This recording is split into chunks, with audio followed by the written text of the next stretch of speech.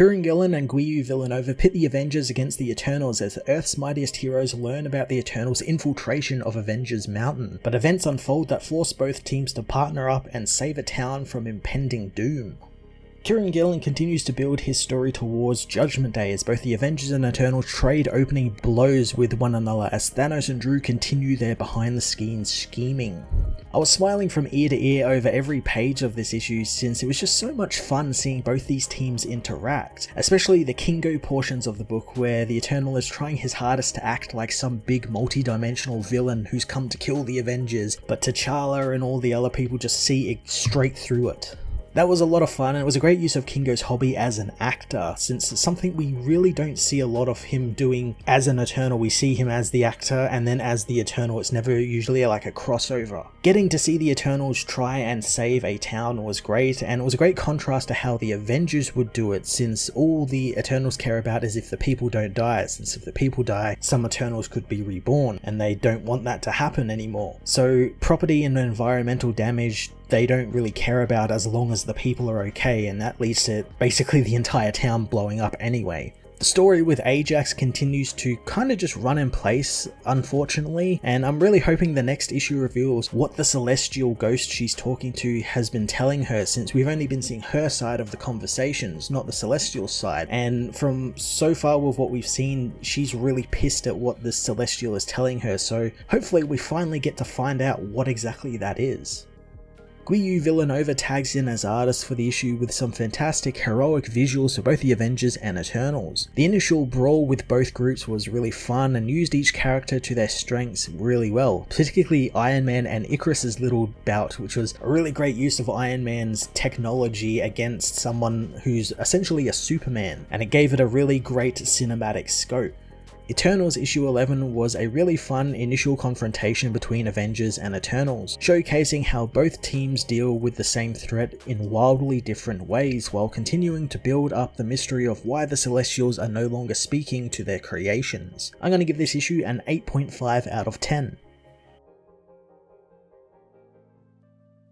Eternals issue 11 heads to Avengers Mountain, where the Eternals have perfectly infiltrated the mountain and the Earth's mightiest heroes, but Machine knows it is all going wrong as alerts sound out throughout the mountain. Namor thinks that this might be because of Cersei, who wants to finish her drinks before they respond, as elsewhere, Ajax and Makkari have accessed the computers and the ghost of the celestial corpse, with Makkari hoping that Ajax is almost done sifting through the information since the Avengers have arrived. Machine knows that she needs more time, which is why Kingo has confronted the Avengers.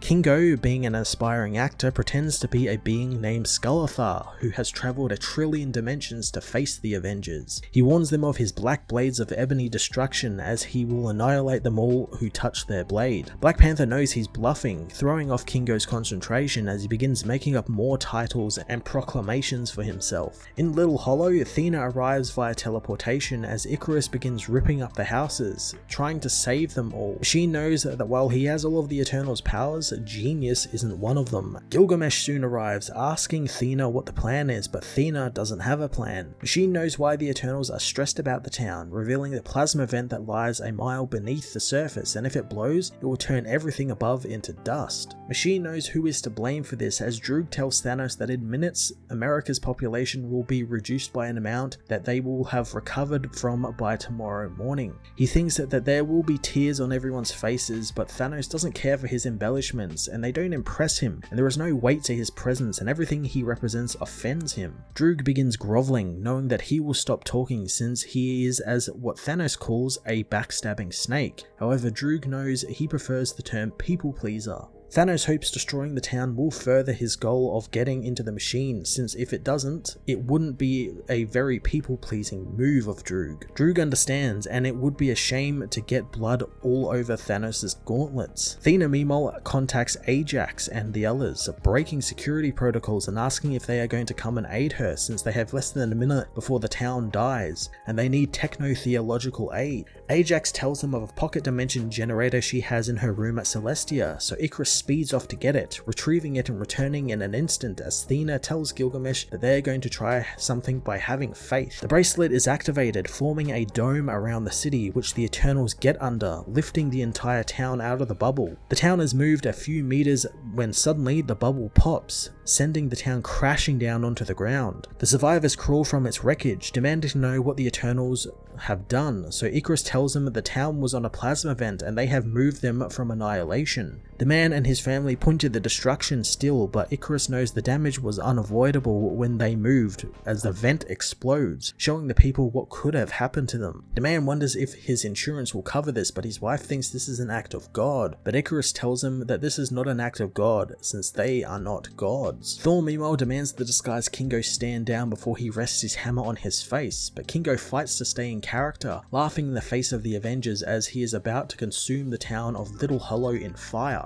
Iron Man confirms he is telling the truth about the town, so the Avengers decide to leave to deal with it, leaving Carol and T'Challa to deal with Skullathar. Kingo knows that no one can handle his obsidian blades as Cap smashes him in the face with his shield, knocking him down as Black Panther reveals they know he's an Eternal and he took that blow on purpose. Kingo drops the act, taking the fight to the heroes as Machine knows that he is a capable warrior, but against Black Panther and Captain America, Kingo cannot win this battle. Ajak meanwhile finds the celestial ghost she tried to talk with won't talk to her again, but will with the Avengers. Angered, she summons a weapon, demanding the celestial tell her what she wants to know, smashing the ghost in the head with the mace. In Little Hollow, the Eternals watch the Avengers arrive, wanting an explanation for what is happening. Icarus says if Iron Man wants to talk to them, he will have to make them. Back in the Exclusion, Alars also refuses to talk to his son Thanos, wondering if Thanos will now blow up a city or to force his hand, but he doesn't care what he does. Droog knows that they are wasting their time and decided on a direct approach and will infiltrate Alars' mind and take what they need. Droog enters his surface consciousness, but Alars knows that there is no hole in his will that Droog cannot burrow through. Droog agrees, which is why he's brought a friend, revealing Thanos is there with him. Thanos easily blows through Alars' protective mind shields with little trouble. Thanos comments about how he's not too familiar with the astral plane, but the astral plane of an Eternal feels different from what he knows.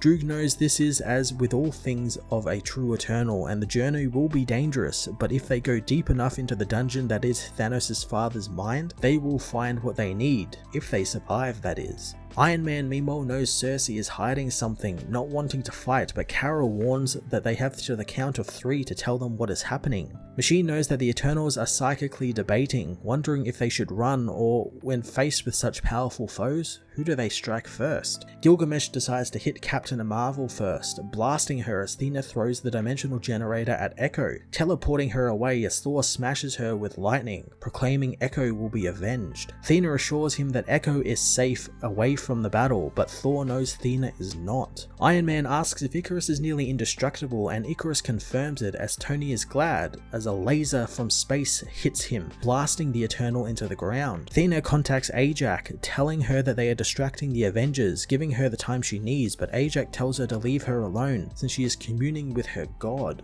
Ajak continues to beat the celestial ghost down, knowing that they have much to talk about, as Machine knows that the third principle is that an Eternal can never attack a Celestial, but that doesn't seem to apply to the ghost of Celestials. The ghost Celestial begins speaking its binary language as Machine knows Ajax listens to its words and understands them, but wishes she had hit the Celestial harder.